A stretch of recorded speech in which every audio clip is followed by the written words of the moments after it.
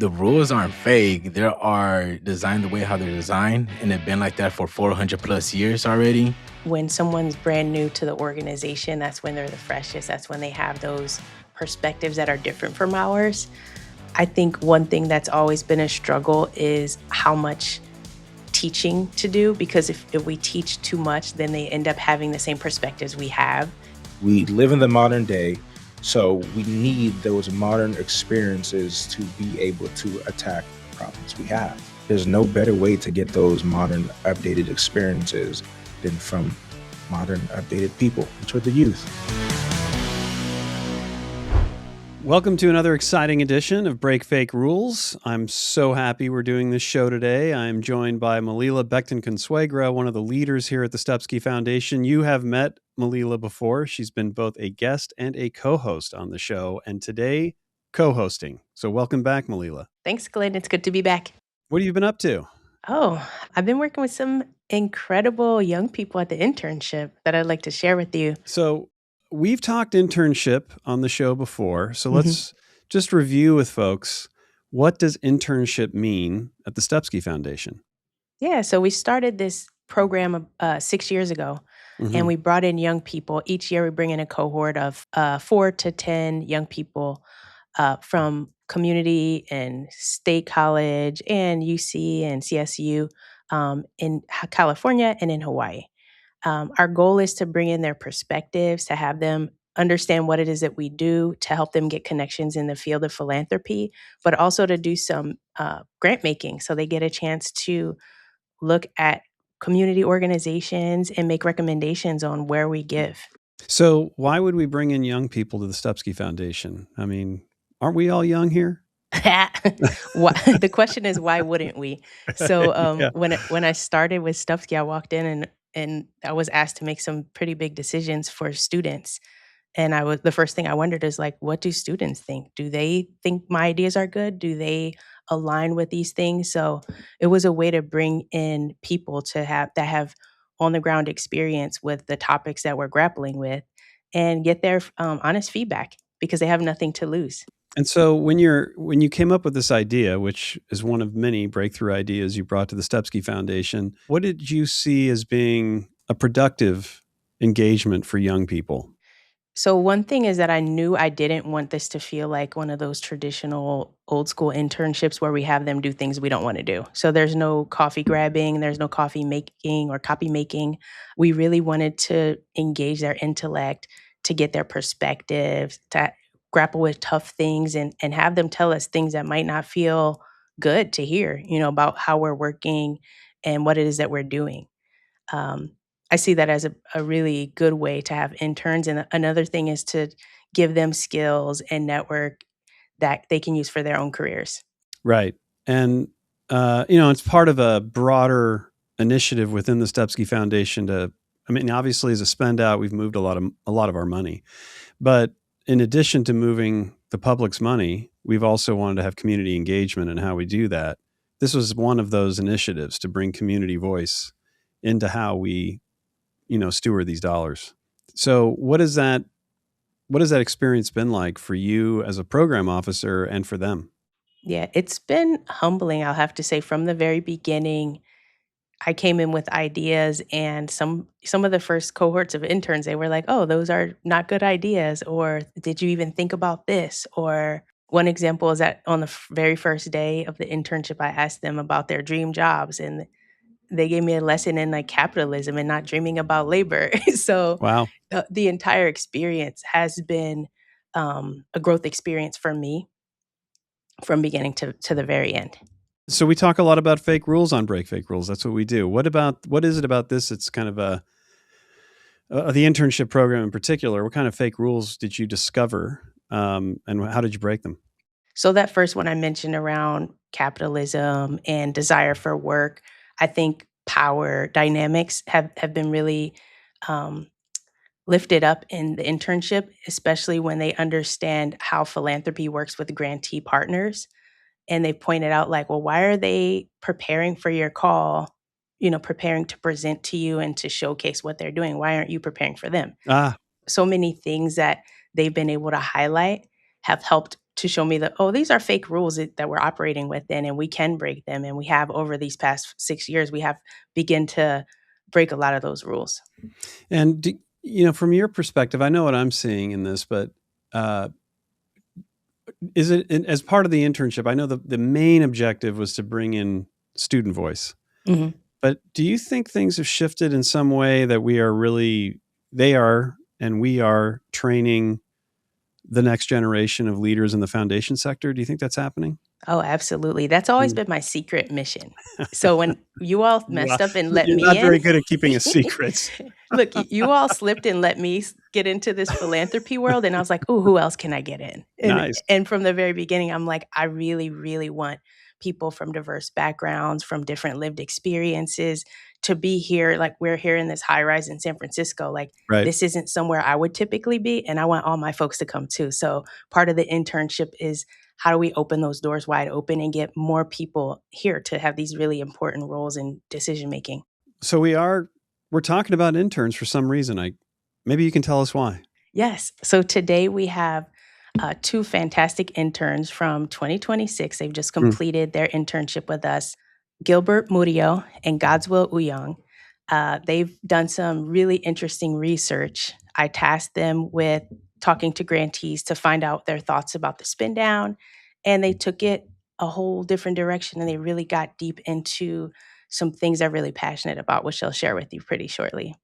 But I'm curious for you, Glenn, Yeah. from your perspective, has bringing interns in made a big impact? Is it something that you expected, or how has it changed your perspective?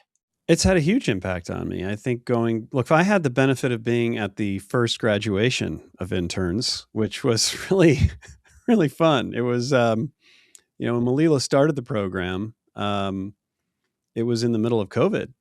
And so I think the first time that first class came together was outside in a nearby park. Mm-hmm. This was my first experience being with these young people, and I was really blown away by it. The level of conversation we were having, the kinds of insights they were sharing about being inside a foundation, they were challenging. They were bringing up some challenging issues for us, and I found myself really wanting to respond to the challenge. So if you go from that moment to today, I now have had a couple of interns myself, and it is really interesting and beneficial to just hear what is happening on campus.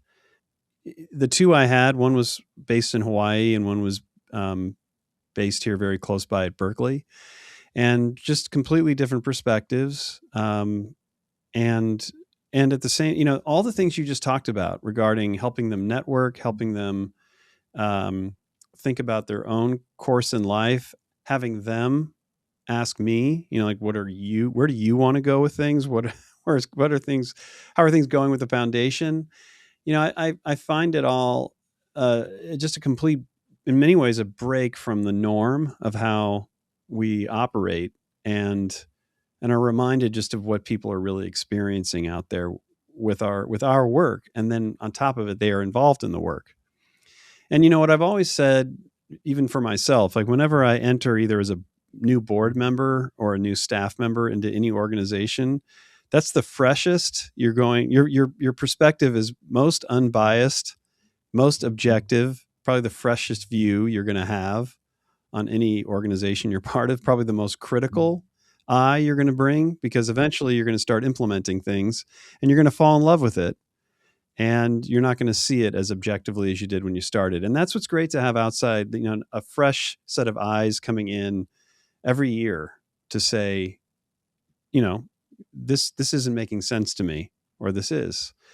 So it's been such a benefit in so many ways. Yeah, I agree with you that when someone's brand new to the organization, that's when they're the freshest. That's when they have those perspectives that are different from ours. Yeah.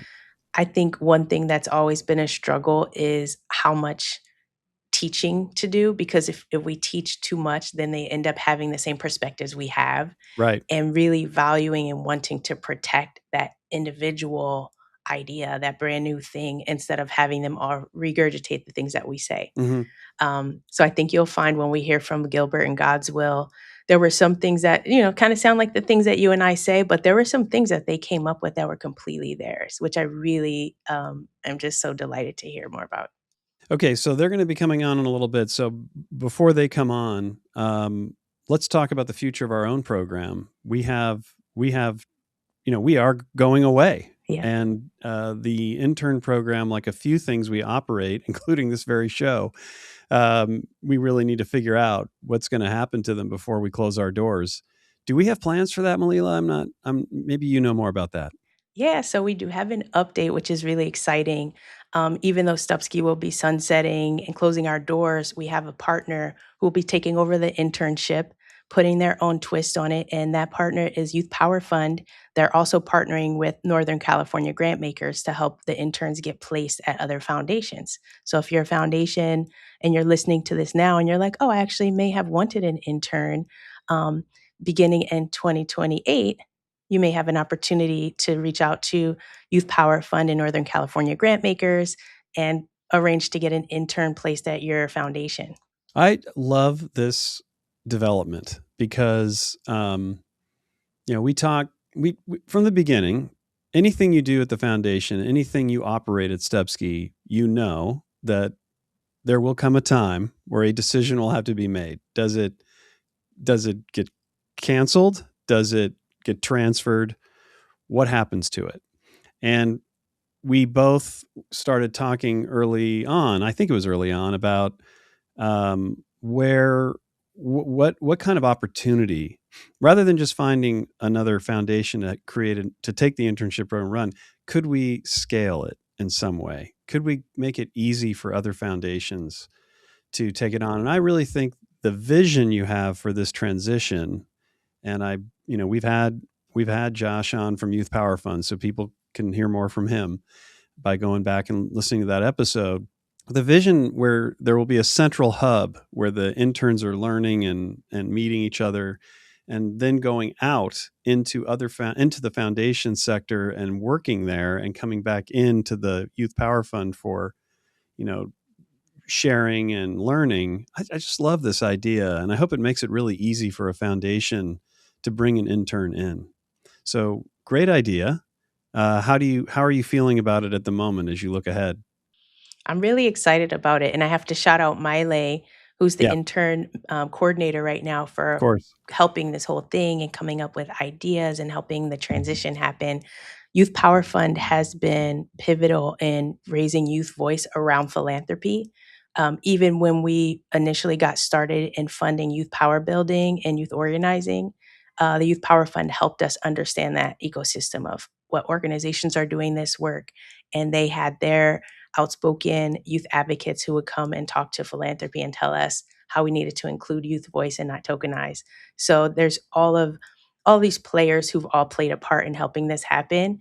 And I think it's an excellent transition from Stupski over to the other organizations. And let's talk about Miley really quickly, because it's more than a shout out. I mean, Miley has played this, really powerful role in facilitating the learning and the creativity and the confidence building in all of our interns. So Miley crafted the internship as part, kind of like a course. Yeah. So in this course, she expands, she shows interns what philanthropy is, and then she goes into different theories around self-development, racial justice, nonprofit organizations, and she really works step by step through these really complex topics, so that when the interns are finished this internship, not only have they done this project, but they also have a really solid grounding on what it is that we're here to do, what the work is, and who they are, and what they can bring to it. Absolutely.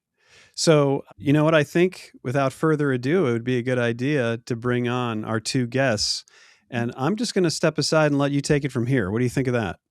It sounds good. So today we're joined by two very special guests, Gilbert and Godswill. I actually met them through the Stupski internship, which has been going on for 6 years now as part of a broader effort to bring youth perspective into the foundation. And these two have some really interesting perspectives on what philanthropy is doing right, what it's doing wrong, and how we can do it better. Yeah. Thank you, Malila, for having us here today. It was a long way to get here, but I'm glad we was able to make it and meet together on this platform. Yes, likewise. I look forward for this platform and what kind of interesting dialogue we may have out of this. Godswill, can you tell me how has this internship and some of the nonprofits that you've spoken to started to shape and change your perspective on philanthropy, wealth, and power? Yeah. Well, first off, I've always felt that there's been a bit of distance between myself and the idea of philanthropy. I never saw a connection between the two, nor did I see how it affected me. But this internship itself felt like a crash course into the world of philanthropy. I got to understand some complex ideas behind foundations, like the different types of foundations and their paired operating logics, along with how foundations interact with government policies and even the spectrum of methods used to determine who receives funding and how that affects the culture of philanthropy as a whole. So I feel well informed, or more informed on this subject than I've ever been before. And when it comes to talking to the nonprofits themselves during the interview portion of our intern project, it sort of revealed how the nonprofit organizations feel about the cards that they've been dealt in the world of philanthropy. The grantees are tired of the role that they feel they must play. And what that reveals to us is that there's a huge gap between funders and grantees. And there's a gap that's created by the disproportionate power that are in the hands of the funders. And this power stems from the wealth that splits the groups into the haves and have-nots. Gilbert, you mentioned that when you talk to grantee organizations, they always talk about funding, like where's the next funding coming from? There's concern about lack of funding. In what ways have those conversations shaped your perspective on philanthropy? The way it really shaped me is that sitting across the the computer screen with the grantee leaders and understanding like how they're running their organizations, like the urban peace movement and Oakland for Kids and different organizations, explaining like how much of their structure is actually around managing the funders relationship rather than doing the work. So most of the time they're always putting the relationship of the funders before rather than like the community, because they always have to worry about what is the next funding coming in. And I don't and I'm not too sure this is appropriate to bring it up, but nevertheless, when we look at like Trump's administration and the elimination of the DEI and the other eliminations of like public sectors of services of funding have been very more scarce for like the funders. So they're always talking about how do we connect with another funders, if there's a possibility of this foundation could connect with another foundation.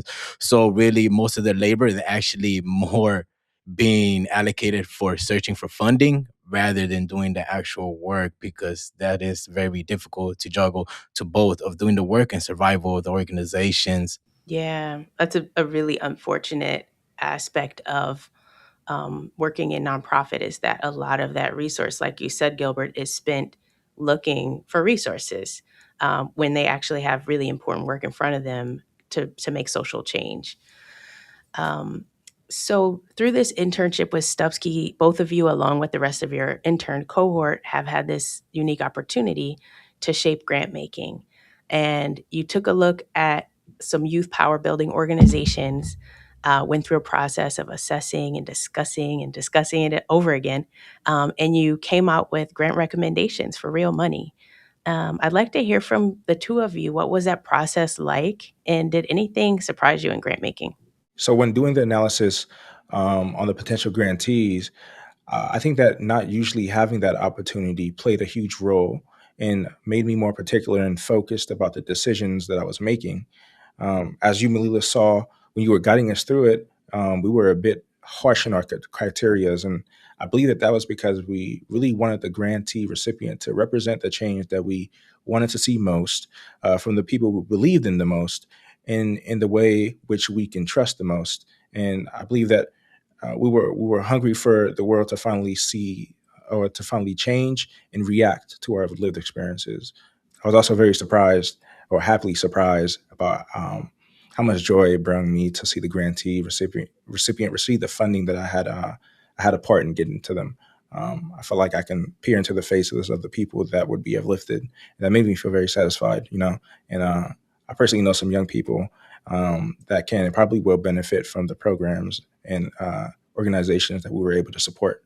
That's awesome. And I just add a +1 to what you said about the interns being more strict and stringent about grant making than grant makers.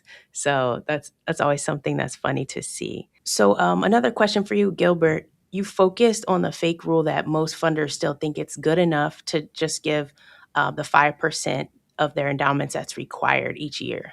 Why do you see this as the ultimate fake rule in philanthropy? The ultimate fake rule, the reason why I kind of see this is like, homie, like for real, homie, like your family, you have like foundations, corporations, they come from a lineage of like extrapolation, extracting the wealth, extracting the land, the displacement, and how like certain these foundations or even like families with large money to even have like investment in mass incarcerations, different sectors, and they're able to use that generational wealth into I guess you could say like a tax code which like Congress passed in 1969, where they give the requiring private foundation a distribute of like the minimum of their assets of each year. Originally I believe it used to be like 6%, but I'm like, they reduce it to 5%. It's like, seriously, just 1%. But we know how greedy people are. So that's how it is when it comes to extraction of wealth. But regardless of it, I think the main point is that when the private foundation hovers around like the 5%, and a lot of individual things that is the means of the floor that impose on the philanthropy by the public, but through the tax law, it becomes more like a ceiling for the philanthropy itself. So, which fake rule, this can be for either of you, which fake rule sticks out to you most from what you've learned from interviewing the nonprofit leaders? The fake rule that I believe sticks out to me the most is the notion that money needs to be saved and held in perpetuity to address future needs of communities that they serve. Like Gilbert was saying, I guess we're going to talk about perpetuity now. There's two big problematic things with this line of thinking. The first one is this. The state of the nation, like Gilbert said, is at a critical point, and the communities that these foundations are serving are the ones most at risk. Therefore, I believe that conservatism should be hanging by the window at this point. The focus should be more on getting solutions instead of issuing band-aids.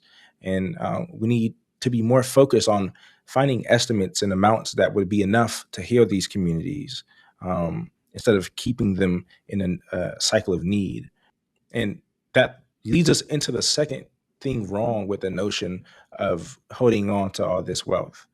It it gives off a subcontextual message that says to the communities that they serve that I won't give you what you need, and I won't go looking for what you need either. What I would do is give you a bit and retain all the power within myself. And this message is just wrapped up within a logical wrap paper. And I believe that people that work in the philanthropy space should be knowledgeable on the history of their funds and really want to help the communities that they serve. Um, and they should know that that chance to help those communities and change the trajectory of those communities forever lie the chance of change lies within them. And if we wanted to make that change, I feel like redistribution would be the way to go. Yes. Okay. I love that idea, and I really like how you talked about changing that like hand to mouth relationship between funders and nonprofit organizations by moving resources more quickly. And another point, when youth help drive grant making, factually, there's more collective knowledge and experience being used to make decisions. And I think of it like this. It's important because I think of it like this. It's like updating a cell phone software. You over time, there's problems that start to develop within your phone, and you need that new update to address it in the newest ways. And I feel like young folks have that new and updated experience. Hmm. We live in the modern day, So we need those modern experiences to be able Mm. to attack the problems we have. There's no better way to get those modern updated experiences than from modern updated people, which are the youth. One of our past Break Fake Rules guests, Josh Lee, put it really well when he talked about the leaders of so many of our important social movements were all young people. They were all teens and in their 20s. They were not 30, 40, 50 years old. And for some reason now, people look like, oh, they're too young to make this important change. They're too young. But it's always been the young people who drive change. So thank you so much for that. Before we wrap up, I just want to know from each of you, what's one fake rule that you would encourage our listeners to break?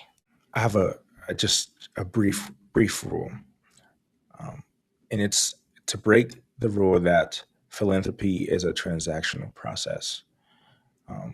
Early in the internship, shout out to Malila, she our intern cohort leader broke down the meaning of the word philanthropy, broke down its Greek root words into philos and anthropos, which came together to mean for the love of people. And I don't believe that loving people could ever be transactional. It's always about having a deep understanding that we're all just people. It's a relational process. So I say this to say and encourage the listeners to bring love back into philanthropy. Bring the love of the people back into philanthropy. I wish I could add my heart emoji now. I don't know if I can do that on a podcast. Oh, you can do it like this. Right. All right. Gilbert, what's your final fake rule that you want these listeners to break? Ooh, especially I like Godwill bringing up the generosity of philanthropy, and I think one thing is that it is not a neutral act to be in a generosity, especially when we know we live in a very a country where it's very structural future of racial capitalism and private foundations and classism.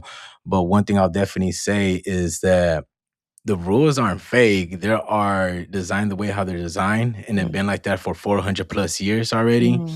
And so what I'm trying to say is that what is fake really is the story of philanthropy, what they tell about themselves and who's actually doing the work. Like, are you telling the story that you say that you did the work, knowing the fact that, let's bring it back to the youth, even they did the work. So that's one of the fake rules that I really kind of really want to address, that the rules are not fake. It's the way how they're designed, but their character is fake. That's an amazing point to end on, Gilbert. The rules were designed exactly how they were intended to be designed. And it's time for us to take a look in the mirror and see where we're showing up fake. Indeed. Well, thank you both for coming to Break Fake Rules today. I have learned a lot. I will continue to learn a lot. And I just really appreciate both of you. Thank you for having us. Oh, no, I appreciate it. I really do like this, and I really do appreciate having this. Definitely, though, I do look forward to continue to work. And also, Malila, I do appreciate your labor, your guidance, and everything you have taught us. And Godwill, I appreciate, being a dope colleague, a dope partner, and, being in this cohort, learning a lot from each one of you. It's been great. Thank you, man.